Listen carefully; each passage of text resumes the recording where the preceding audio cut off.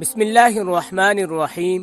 اسلام ایک دین فطرت، خوشنما طرز زندگی، ٹھوس و مدلل، سادہ و سلیس مذہب، ہدایت کا سراپا منبع و سر چشمہ، سماجی معاشی، انفرادی معاشرتی، ازدواجی زندگی کا ایک بہترین گائیڈ و رہنما ہے۔ دین اسلام نے انسانی جذبات و احساسات کی خاص رعایت کی ہے۔ اسلام میں اتنی سادگی و جمال ہے کہ دنیا رشک کرنے اور اس کی صداقت و حقانیت کے آگے گھٹنے ٹیکنے پر مجبور ہو گئی۔ مذہب اسلام خوشی و غم کا حسین امتیاز ہے۔ جائز طریقے سے اور اسلامی حدود و قیود کو مد نظر رکھتے ہوئے خوشیاں منانے پر اسلام نے کوئی روک ٹوک نہیں کی ہے، بس شرعی حدود کو پھلانگ کر دوسری قوم کی مشابہت اختیار کر کے خوشیاں منانے سے روکا ہے۔ آئیے اب دیکھتے ہیں کہ جہیز آخرش نام کس چیز کا ہے۔ تو شادی بیاہ کے موقع پر لڑکے والوں کی جانب سے تیار کی ہوئی فہرست کے مطابق جو نقد اور ساز و سامان دیا جاتا ہے اسے جہیز کہتے ہیں۔ دراصل یہ ایک ہندوانہ رسم ہے جس کو غلط رنگ دے کر لفظ تحفے کی آمیزش کر کے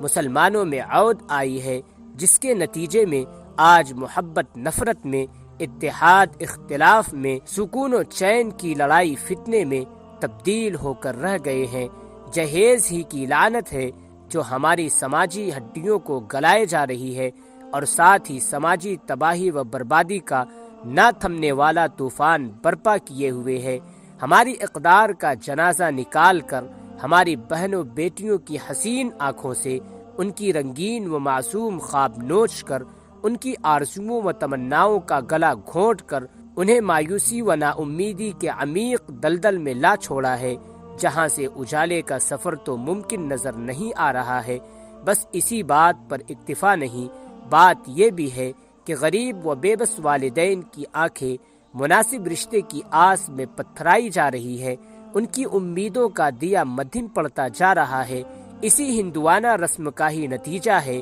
کہ لڑکیاں والدین پر بوجھ بنتی جا رہی ہیں۔ ان کے جوانی کی دہلیز پر قدم رکھتے ہی والدین گہری سوچ و فکر میں غوطہ زن ہو جاتے ہیں اور ہمیشہ یہی فکر دامن گیر رہتی ہے کہ کیا ہمیں کوئی معقول رشتہ ملے گا یا نہیں، لڑکوں والوں کی ڈیمانڈ کا بوجھ میرا جیب اٹھا پائے گا یا نہیں، لڑکے والوں کی خواہش اور ان کے منہ مانگی قیمت پر میں پورا اتروں گا یا نہیں۔ لیکن ان تمام مراحل کے بعد بھی لڑکیوں کے والدین کو چین و سکون کہاں، اب انہیں نئی فکر گھیر لیتی ہے کہ ان کی بچی کو جہیز کم لانے کے عوض سسرال میں طعن و تشنیع کی بوچھار تو نہیں کی جا رہی، اس کو نت نئے حربے سے آزمایا تو نہیں جا رہا، ان کی پھول سی معصوم کسی مصیبت کا شکار تو نہیں، وغیرہ وغیرہ۔ اور ہر قصبے و علاقے میں یہ چیزیں عام ہی ہیں، لیکن خصوصاً یو پی ہریانہ کے اطراف والوں میں تو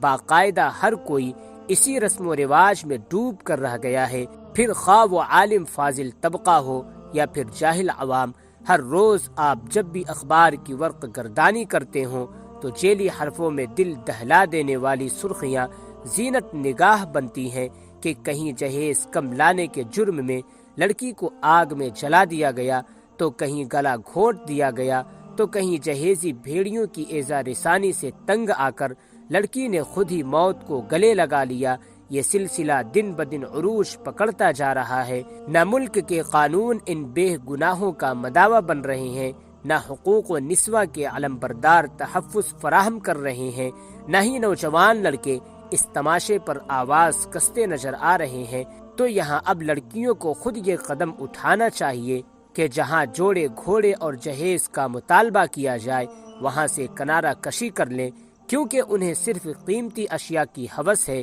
ان کے نزدیک انسانیت اور جذبے کوئی معنی نہیں رکھتے۔ قدر حیرانی اور دل کو پارا پارا کرنے کی بات تو یہ ہے کہ ایک باپ اپنے دل پر پتھر رکھ کر اپنے جگر کا ٹکڑا، اپنی کل کائنات، اپنی عمر بھر کی قیمتی جمع پونجی اپنی بیٹی کی شکل میں ہمیشہ کے لیے کسی غیر کے ہاتھوں میں سونپ دیتا ہے، تو اب اس سے زیادہ بڑھ کر آپ لوگ اور کس کی تلاش میں رہتے ہیں؟ اگر جہیز جیسی ناسور لعنت کا خاتمہ ہو جائے، شادیاں سنت نبوی کے طرز کو اپناتے ہوئے سستی ہو جائے، تو یقین مانیے کئی لڑکیوں کے چہر و دل انگنت خدشات واہمات سے مبرہ ہو جائیں گے، کئی زندگیوں میں سکون و اطمینان کی لہر دوڑ جائے گی، کئی غریب و ناتواں کا کاندھا ضرورت سے زیادہ اور قرض کے بوجھ سے آزاد ہو جائے گا۔ فکر پہلو تو یہ ہے کہ حرص و طمع کی لالچ آپ کو کبھی آسودہ نہیں کر سکتی،